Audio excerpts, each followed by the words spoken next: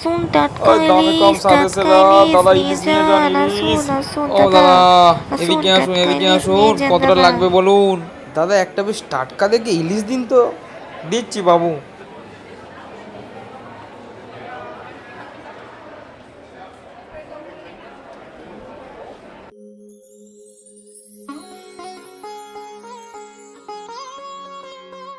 ঠাম্মি, ইলিশ মাছ জ্যান্ত কেন পাওয়া যায় না? দিদি ভাই, এ কি তোমার খালি বিল পুকুরের মাছ গো?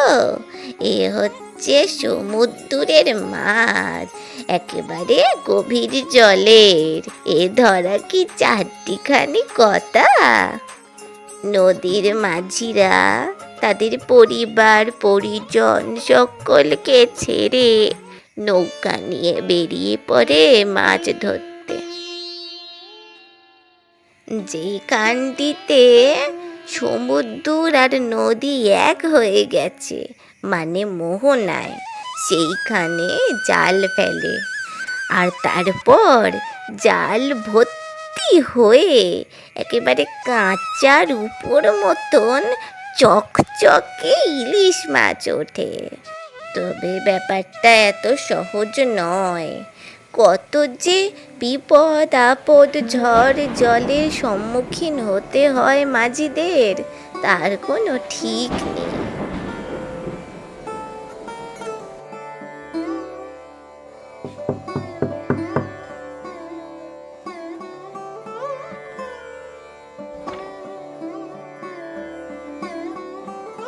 বাবা, আর সেই মাছই তো বাজারে এলে আমরা খাই। যে জিনিসের পিছনে যত পরিশ্রম, তার স্বাদও ততই বেশি। আহ,